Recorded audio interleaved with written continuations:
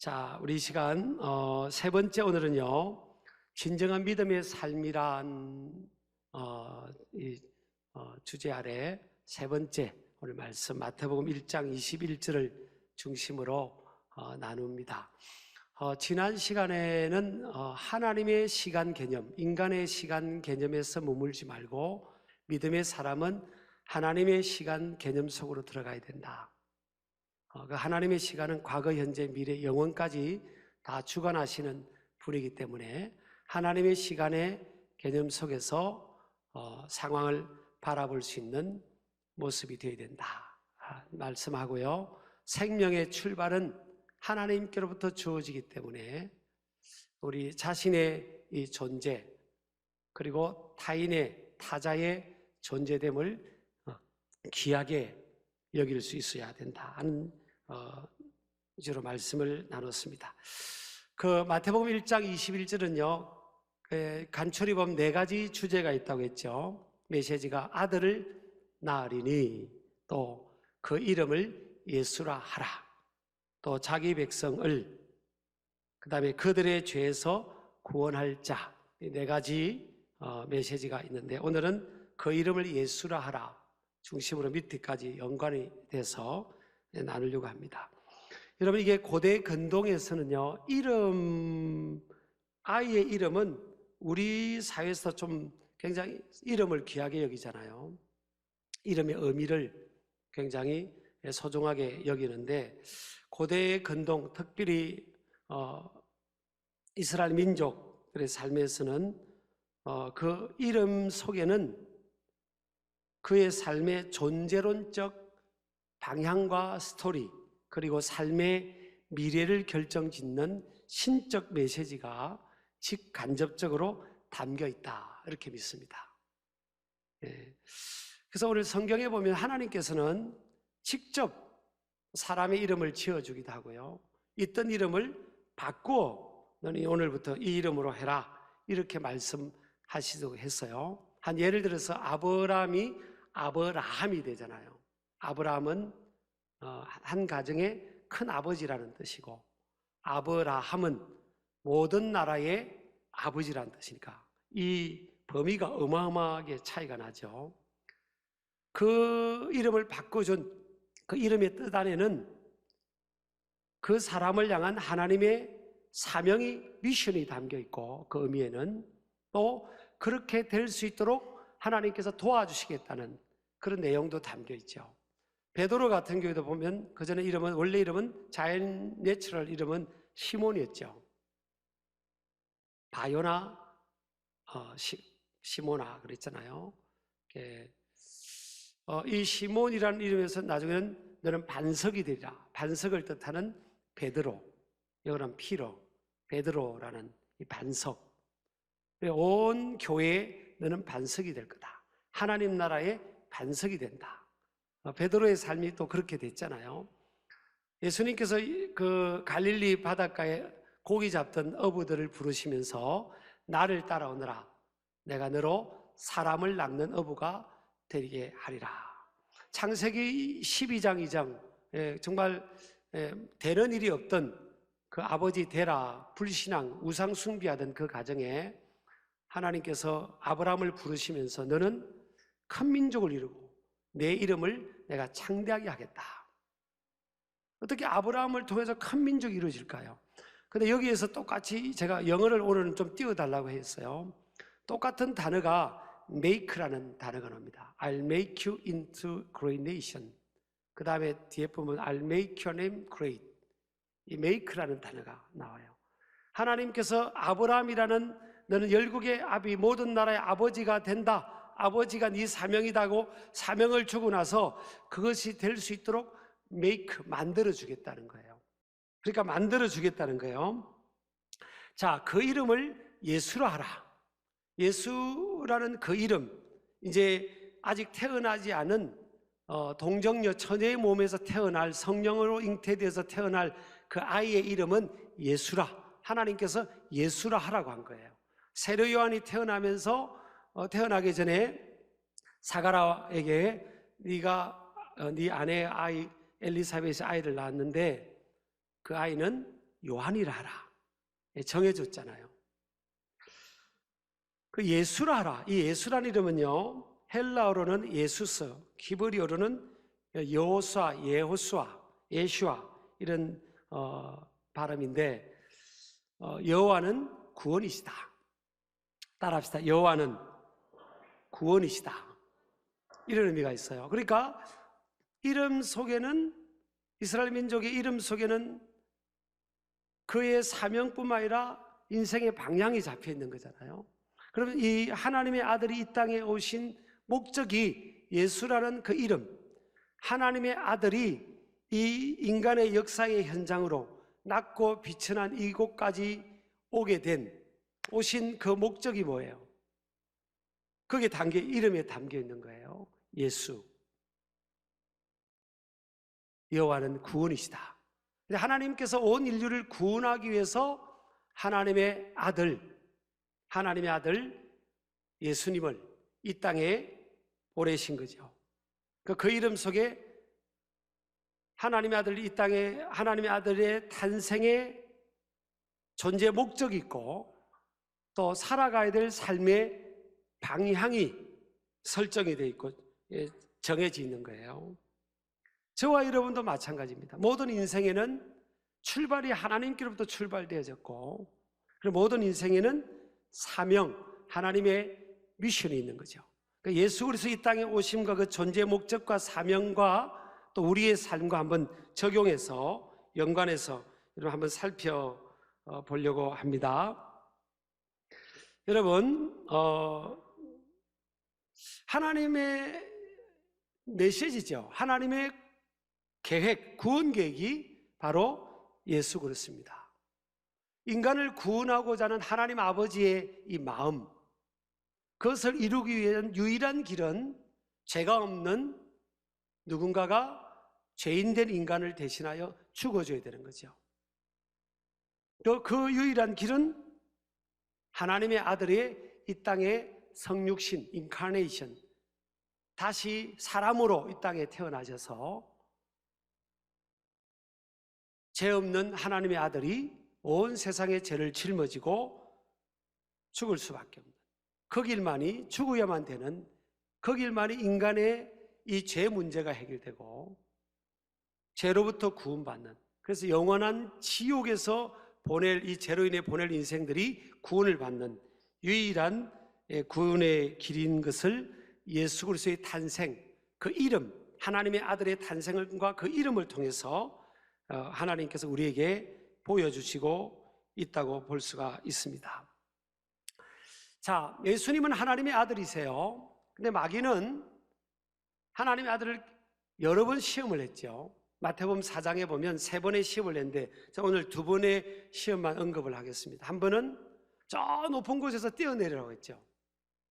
높은 곳에서 뛰어내리면, 사람들이 보는 앞에서 뛰어내리면 네가 하나님의 아들이면 뛰어내리라. 그러면 그때 하나님께서 천사를 보내서 너를 받쳐주면 사람들이 얼마나 열광하고 네가 하나님의 아들인 것을, 하나님의 아들의 능력이 어떤 것을 증명해 보여줄 수 있지 않냐.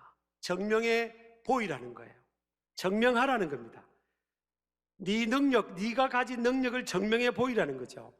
여러분, 하나님의 아들 예수님께서 저 가장 높은 곳에서 낭떠러지에서 뛰어내리면 죽으시겠어요? 살겠어요? 그분은 인간의 생명의 근원이 되고 주관자이기 때문에 그거는 문제가 안 되는 거죠, 사실은. 그런데 마귀는 뭘 하라는 거예요? 그 힘을 보이라는 거예요. 근데 예수님은 단호하게 물리쳐버립니다. 그 마귀의 유혹이니까. 왜냐하면 이 땅에 오신 목적이 하나님의 아들의 권능과 권세를 드러내기 온 게 아니에요. 잃어버린 자를 찾아 구원하러 오신 거예요. 구원하기 위한 목적으로 필요하면 주님께서는 표적과 기사도 보이셨지만 결국 궁극적인 목적은 하나님의 뜻 안에서 인간을 구원하는, 또 구원하기 위한 그 삶과 탄생과 죽음의 과정을 살아가야 되는 것이 이름 속에 담겨 있는 예수님의 이 땅의 존재의 목적이고 또 사명의 방향인 줄을 믿으시기 바랍니다. 근데 마귀는 뭐예요? 이름을 보이라는 겁니다. 또 하나의 시험은 뭐죠? 가장 배고프셨을 때, 예수님은 하나님의 아들이시고 하나님이시지만 또 완전한 사람이셨잖아요. 사람은 배고픈 거죠. 잠을 못 자면 수면 부족이면 힘들고, 욕구지 않습니까? 기본적 욕구, 먹어야 되는 욕구. 근데 금식하셨죠. 40일을 금식하시고 허기지셨습니다. 그때 마귀가 돌을 가리키면서 이 돌을 가지고 떡을 만들어 먹어라. 그러면 사람들이 하나님의 아들인 줄 알지 않겠냐. 여러분, 예수님께서 돌을 가지고 떡을 만들 수 있는 능력이 있으셨어요. 그런데 사람이 떡으로만 사는 것이 아니고 하나님 입으로 나오는 모든 말씀으로 살 것이다. 그 말씀으로 물리쳐 버렸습니다. 그것은 마귀가 주는 유혹, 시험인 줄 아셨어요. 하나님께서 우리에게 먹든지 마시든지 무엇을 하든지 하나님의 영광을 위하라 그랬죠. 영광, 하나님의 어떠하심을 비추는 거죠. 먹든지 마시든지 무엇을 하든지 하나님 우리에게 이것은요 자유의지의 영역이에요. 저 하나님 나라에서 리모컨으로 하나님께서 내가 뭐 먹을 거 선택해 줄게, 하나님이 선택하고, 또 네가 뭐 할 거 내가 선택해 줄게, 하나님이 선택해 주고, 오늘 너 뭐 마시라, 하나님 선택해 주고. 그렇게 하지 않죠. 하나님 우리에게 자유의지를 주신 거예요. 자유를 주신 겁니다. 자유가 소중한 거죠. 먹든지 마시든지 무엇을 하든지 간에. 자, 그러나 그 모든 것의 동기와 행동의 그 방향은 뭐예요? 목적은 뭐죠? 하나님의 영광을 위한 겁니다. 자, 돌을 가지고 떡을 먹는 그 당시에 마귀의 요구대로, 제안대로 그렇게 했다면 하실 수 있죠, 주님은. 근데 그것을 통해서 하나님의 영광이 드러나지 않는다는 걸 주님이 아셨기 때문에 물리친 거죠. 여러분들, 이런 일들이요, 그 주님은 어디까지 지금 그 일을 이루어가는 거죠? 결국은 십자가의 죽으심입니다. 이 낮고 천한 큰 밑바닥의 마국간까지 그곳에 탄생하셔야 했고요. 왜? 하나님 아버지의 뜻이니까. 온 인류를 구원하기 위해서는 희생제물이 되어야 되니까. 죄인된 우리를 섬기기 위해서 가장 낮고 미천한 마국간까지 그곳에 탄생하셨고, 가장 가난한 목수의 산도 사셨고, 그래서 인간이 겪는 노동의 그 괴로움, 삶의 고통을 주님이 다 아셨어요. 몸소 겪으셨어요. 그리고 십자가에 이제 온 세상의 죄를 짊어지고 골고다 언덕에서 십자가에 고난당하시는데 사람들이 뭐라고 합니까? 자기들을 구원하기 위해서 영원히 지옥불에서 그들의 죄를 통해서, 죄로 인해서 지옥불에서 고통을 받아야 되는 그 자기들을 위해서 하나님의 아들이 생명을 바치고 고난을 감당하고 있는데 그 군중들은 뭐라고 외칩니까? 네가 만약 하나님의 아들이거든. 꼭 마귀가 마태복음 4장에 했던 그 말을 하잖아요. 네가 만약 하나님의 아들이거든 거기서 내려와 봐라. 그리고 너도 구원하고 그 아들의 능력을 보여봐라 그러잖아요. 그럼 믿겠다 그 말 아니에요. 여러분, 하나님의 아들은요, 마태복음 28장 18절에 보면 하늘과 땅의 모든 권세를 내게 주셨다 그랬잖아요. 엑수시아, 초자연적인 능력과 권세를 지난 시간에 나눴던 말씀이니까 자세하게 설명하지 않겠습니다. 하늘과 땅의 모든 권세를 예수님이 갖고 계세요. 십자가에서 내려올 수 있어요. 가시밀관을 던져버리고 손발에 박혀있는 못을 빼버리고 내려오실 수 있는 거예요. 그렇다면 하나님의 아들의 능력은 드러낼 수 있지만 죄인된 온 인류, 저와 여러분을 구원하는, 온 인류를 구원하는 구원의 길은 막히게 되는 거죠. 그래서 하나님께서 하나님의 아들을 이 땅에 보내신 하나님의 아들을 향한 하나님의 계획이 아니었죠. 하나님이 부여하신 사명이 아니었습니다. 하나님의 아들의 권능을 보이는 것이 하나님의 아들 예수님을 향한 마음이 아니었어요. 하나님 아버지의 뜻은 뭐예요? 인류를 구원하라는 거예요. 네가 죽음으로 죽기까지 함으로 온 인류에게 구원의 문제를, 구원의 길을 여는 것이 하나님 아버지의 뜻이었습니다. 이것이 사명이었죠. 근데 이것이 너무나 힘든 길이잖아요. 그래서 우리 예수님은 마태복음 26장에 게세마네 동산에서 땀방울이 핏방울 되게 하기까지 하시면서 기도하십니다. 아버지야, 할 만하시거든 이 잔을 내게서 옮겨달라고. 그러나 나의 원대로 마옵시고 아버지의 원대로 되게 해달라고. 그리고 제자들을 깨웁니다. 시험에 들지 않도록 41절에 보면 뭐예요? 깨어있어 기도하라. 기도 안 하면 마음이 원이지만 원하리라도 원이로 돼 육신이 약하지 않냐. 그럼 다 시험에 든다. 이 시험은 마귀가 준 시험이에요. 자, 하나님의 아들이 지금 어디를 향해서 가고 있습니까? 결국 예루살렘으로 가서 골고다 언덕에 고난받는 자리로 가고 있는 거예요. 근데 그 루트를 벗어나서 가는 것이 시험이라는 거죠. 많은 사람들이, 예수님의 제자들과 많은 사람들이 뭘 기대했는지 아십니까? 예수님이 그 당시에 스타였습니다. 스타. 열광했습니다. 움직이면 수만 명의 사람들이 따라다녔습니다. 사람들이 뭘 기대했겠어요? 또 뭐라고 예수님께 말했습니까? 예수님, 빨리 정권 잡읍시다. 아니, 당신 빨리 왕이 되십시오. 우리가 다 밀어드리겠습니다. 그리고 로마 당국 식민지로부터 우리 구원해 주시고요, 헤롯 왕의 압제로부터 우리를 좀 구원해 주세요. 그렇게 기대하고 한 자리 할 것이라고 생각하면서 따랐던 12제자 중에 그런 제자들도 있었죠. 예수님은 능히 세상의 정권도 잡으실 수 있고요, 정치적인 해방도 가져올 수가 있는 분이셨어요. 근데 그랬다면 한 나라의 정치적인 해방은 이루어질지 몰라도 하나님의 구원 계획, 여호와는 구원이시다. 예수 그 이름은 구원이잖아요. 구원자예요. 그렇게 방향을 터셨다면 저와 여러분이 영혼을 지옥에서 보낼 그것으로부터 구원받는 길은 닫혀버린 거잖아요. 그게 유혹이라는 거예요. 예수님은 그걸 아셨던 거예요. 근데 십자가 골고다 언덕까지 가서 온 세상의 죄를 지고 수치와 모욕을 겪으면서 하나님의 아들이 그것을 감당하는 것이 너무 힘들다는 걸 아신 거죠. 그래서 기도하신 겁니다.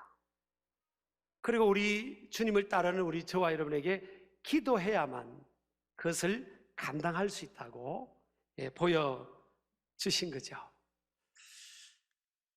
여러분이 우리 예수 그 이름 속에 담겨 있는 이 사명의 정체성, 삶의 존재의 이 목적, 방향, 이것들을 우리가 적용해 보면요, 우리 교회는 예수 그리스도의 몸이고 또 하나님의 택한 백성들은 주님을 따르는 자들 아닙니까?